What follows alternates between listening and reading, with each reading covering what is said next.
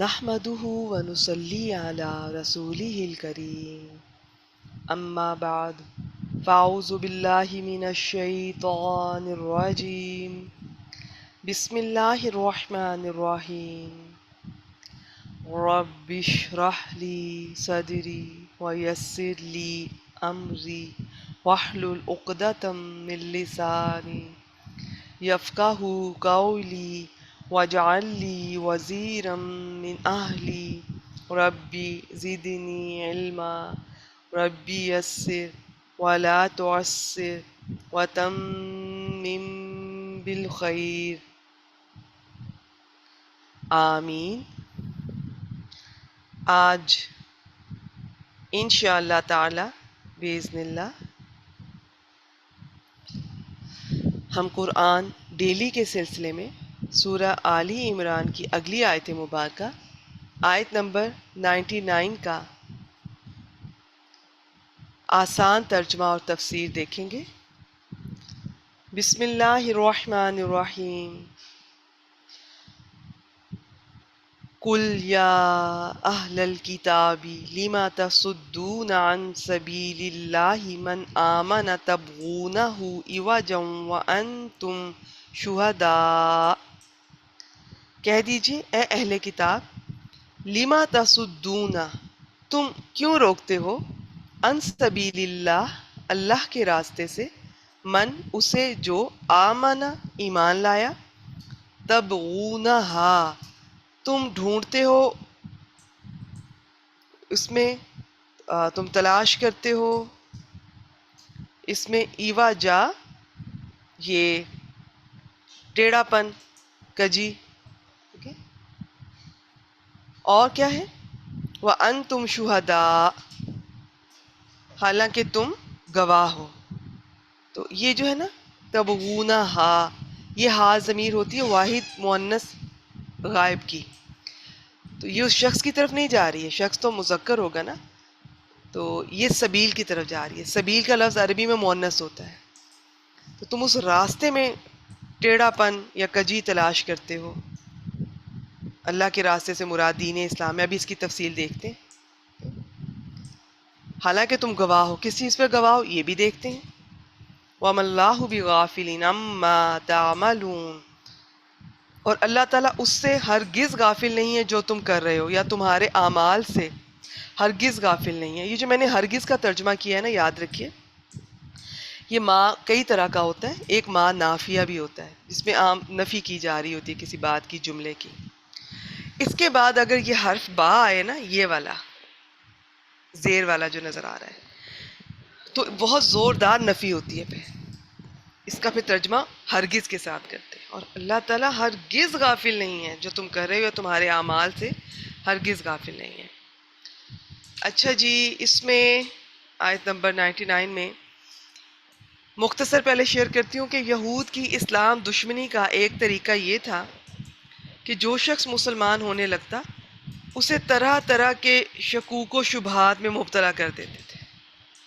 پہلی بات جو اس کے ذہن میں ڈالی جاتی وہ یہ تھی کہ نبی اکرم صلی اللہ علیہ وسلم، ان کی جس نبی کی بشارت ہماری کتابوں میں دی گئی ہے وہ یہ نہیں ہے۔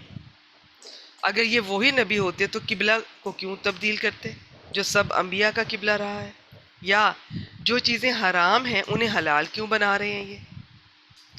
اب یہ ساری مسکنسیپشن ان کی اپنی تھی، خرافات ان کی اپنی تھی، لیکن وہ معصوم مسلمانوں کے ذہنوں میں یہ باتیں ڈال رہے تھے۔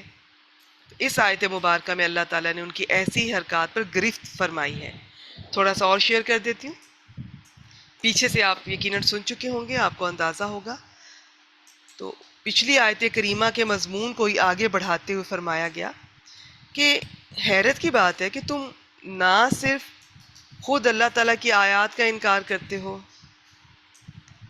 بلکہ تمہاری جسارتوں کا عالم یہ ہے، تمہاری یہ جو جرت ہے، یہ جسارت کہنا چاہیے بلکہ، کہ تم ہر ایمان لانے والے شخص کو اللہ تعالیٰ کے راستے سے روکنے کی کوشش کرتے ہو۔ سادہ دل مومن، ان کے دلوں میں تم طرح طرح سے بدگمانیاں پیدا کرنے کی کوشش کر رہے ہو، ان کے دلوں میں عجیب و غریب شبہات پیدا کرنے کی کوشش کر رہے ہو۔ نئے نئے ایمان لانے والے، چونکہ ابھی ان کی ٹریننگ ہو رہی ہے، اس طرح سے وہ میچور نہیں ہوئے ہیں، ان کی اسلامی معلومات بھی ابھی لمیٹڈ ہیں، تم اس چیز سے فائدہ اٹھاتے ہوئے اور تمہیں چونکہ اللہ تعالیٰ نے علم سے نوازا تھا، اپنی علمی برتری سے مروب کر کے ان کا راستہ بدلنا چاہتے ہو۔ تمہیں بس یہ ہے کہ تم مسلمانوں کے سامنے کچھ ایسی باتیں، کنفیوژن، سوالات کھڑے کر دو کہ جس سے وہ آسانی سے نکل نہ سکے اور کسی طرح وہ یہ اپنے دین سے پھر جائیں، اور تم یہ ثابت کر سکو کہ تم جو کہہ رہے ہو، سوچ رہے ہو، چاہ رہے ہو اپنے دین کو، جس میں تمہارے مفادات ہیں اس وقت، بس وہ کسی طرح حق ثابت کر دو۔ اور یہ سب کچھ کرتے ہوئے تم یہ بات بھول جاتے ہو کہ تم خود بھی، تمہیں اللہ نے گواہ بنایا تھا، وہ ایک ہی حق ہے جس پر کبھی تم گواہ تھے، جو کبھی ابراہیم علیہ السلام پر نازل ہوا، کبھی موسیٰ علیہ السلام پر نازل ہوا، کبھی عیسیٰ علیہ السلام پر نازل ہوا، آج وہی حق ہمارے نبی کریم صلی اللہ علیہ وآلہ وسلم پر نازل ہوا ہے۔ تم نے صدیوں تک اس حق کی شہادت اور گواہی دی، تم اس کی ڈیوٹی پر تم مامور رہے، لیکن اب تمہیں اپنی اصل حیثیت کے اعتبار سے نہ صرف یہ جو بات تھی تمہاری کتابوں میں کہ تمہیں آج اس حق کو قبول کرنا تھا، اس کی گواہی بھی دینی تھی، بلکہ اس نبی کریم صلی اللہ علیہ وسلم کی اس مشن میں مدد بھی کرنی تھی۔ تمہاری کتاب نے اس گواہی کے لیے تم سے عہد لیا تھا، لیکن تمہاری سرکشی اور بار بار عہد توڑنے کی جو ہسٹری ہے، اور تم ہمیشہ سے ایسے کرتے آئے ہو، تمہیں اسلام دشمنی میں اتنے اندھے ہو چکے ہو کہ ہر چیز سے اس دشمنی نے تمہیں ہر چیز سے بیگانہ کر کے رکھ دیا ہے۔ اب تمہارے سامنے اللہ کے رسول کی مخالفت کے سوا اور کوئی ٹارگٹ ہی نہیں ہے، کوئی مقصد ہی نہیں ہے تمہاری زندگی کا۔ لیکن یہ مت بھولو کہ جو کچھ تم کر رہے ہو وہ اللہ تعالیٰ سے ہرگز چھپا ہوا نہیں ہے۔ یہ تھی آج کی آیت مبارکہ۔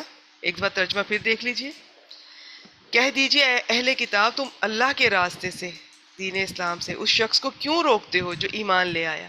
تم اس راستے میں کوئی نہ کوئی کجی، کمی، ٹیڑھا پن تلاش کرتے ہو، حالانکہ تم گواہ ہو اور اللہ اس سے ہرگز غافل نہیں ہے جو تم کر رہے ہو۔ میں امید کرتی ہوں میں نے اس آیت مبارکہ کے ہر حصے کو آپ کے سامنے بیان کرنے کی کوشش کی ہے، کلیئر ہو چکا ہوگا۔ یہ تھی آج کی آیت مبارکہ۔ وآخر دعوانا ان الحمد للہ رب العالمین۔